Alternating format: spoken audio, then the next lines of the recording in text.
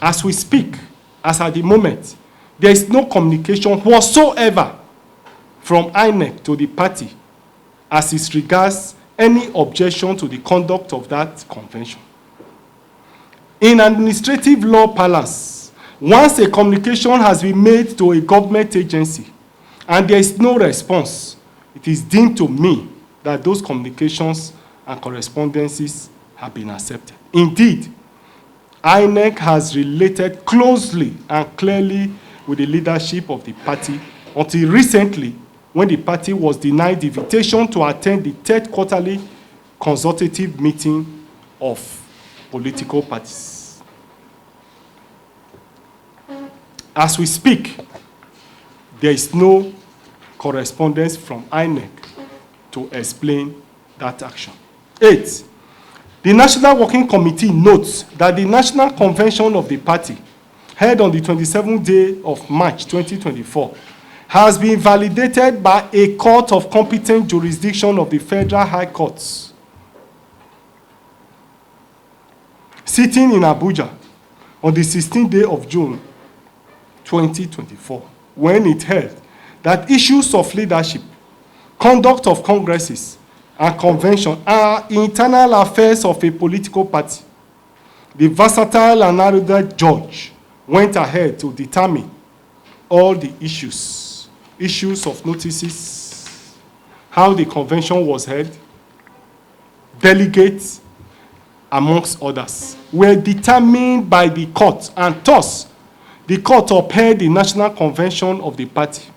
Consequently, it is our view that for anybody to hold the opinion that there is a vacuum in the leadership of the party is not only mischievous, but a deliberate attempt to cause panic, to cause chaos, and to disrupt the smooth workings of our great party, the Labour Party. Number 9, the National Working Committee of the Labour Party urges all members of the party to play by the rules, pay respect to the national leadership of the party and the party executives at all levels, and respect the party constitution.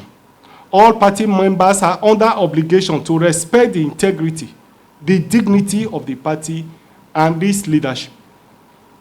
Consequently, the national leadership states clearly that it will not hesitate henceforth, the party will not hesitate henceforth to discipline any member of the party, however highly placed, who is not ready to obey the constitution of the party and indeed obey the lawful directive of the leadership of the party. In this regard, the National Working Committee went ahead to set up a standing disciplinary committee as follows. Barrister Kehinde Edu, National Legal Advisor, is the chairman of that committee. Chief Clement Ojukwu, Deputy Chairman of the party, is a member. Dr. Ayo Olorufemi, Deputy Chairman of the party, is a member. Dudu Manuga, National Women Leader, is a member. Barrister Callistus Ihejuwa, State Chairman, Imo State, is a member. Alhaji Raji Ahmed, Chairman, Kano State, member. Alhaji Umar Farouk Ibrahim, National Secretary of the party, is a member and secretary of the disciplinary committee. Number 10, the National Working Committee also notes that assuming, without conceding, that the tenure of the current National Working Committee has even expired, we must state clearly that it is not the responsibility of Dr. Alex Otti as Governor of Abia State to convene a NEC meeting for the purposes of setting up a caretaker committee. It is still the responsibility of the national chairman and the national secretary of the party to convene such a meeting. Secondly, it is the responsibility of INEC to officially communicate in writing as to why it has objection to the conduct of convention and indeed draw the attention of the leadership of the party to the fact that their tenure has expired. Examples of such official communications are numerous, such as was the case in ADC, and that of Accord Party. The tenure of the leadership of these parties expired, and INEC wrote several letters to those parties to draw their attention, particularly the attention of the national chairman of these parties to the fact that their tenures has expired. As at today, there is no single correspondence from INEC drawing our attention to the fact that the National Working Committee's tenure has expired, nor that indeed the convention of the party that was held at Inewe was not accepted by the commission. That is why the intrigues and the maneuvering that are ongoing are laughable. 11. Apart from the fact that the Federal High Court in Abuja has already validated the National Convention held in March, there are other persons who have equally challenged the convention of the party, and these cases are as follows. The lists are here and you can see them.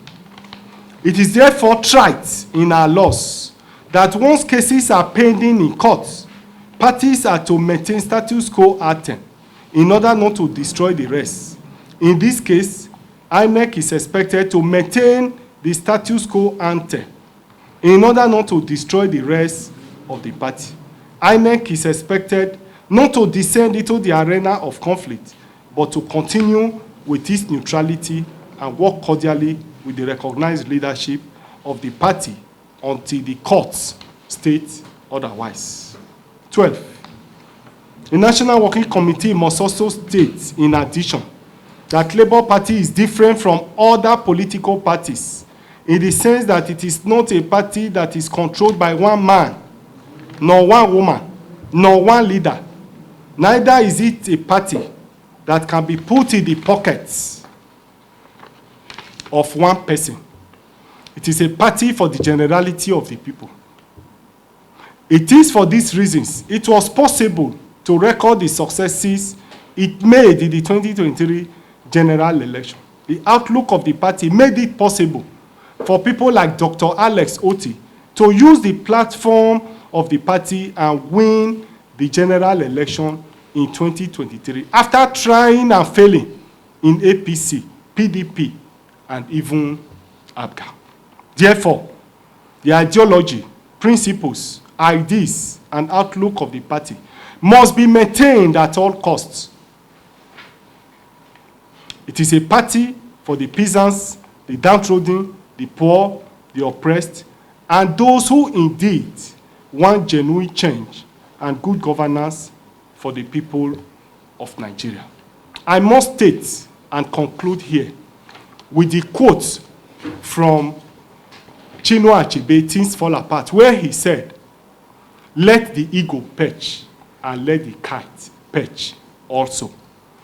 In Labour Party, we are not troublemakers as people are trying to paint, as people try to perceive. We accommodated everybody in the party and provided our platform for people to use. We provided that accommodation, we accommodated them, we assisted them, and today we have a lot of elected officers. The party is big enough to accommodate all interests. The party is large enough to accommodate diverse opinion. And that's why at this level, we have been very professional in our approach to issues. We have been very dispassionate in the manner and the way we deal with issues. So we are not fighting anybody. Since after the general election, I need to make this clarification. The party executive and the party leadership have been under attack. What we have done since after the general election is for us to defend ourselves. We have never started any attack on any person or any group of persons. If you look at the struggle we have faced since after the general election, none has ever been initiated by the leadership of the party. Rather, it is people attacking and fighting the leadership of the party. So what we have done for the past few months is for us to defend ourselves. And this is precisely what we are doing. I must state that the party is open to all Nigerians to express themselves. The platform is available.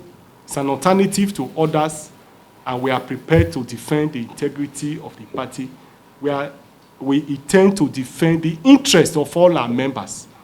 If the interest of any elected officers is in conflict, is under attack, I can assure you that we'll be all over the place to defend those interests. So we want to appeal to our colleagues that they should concentrate on governance and allow us manage the political party.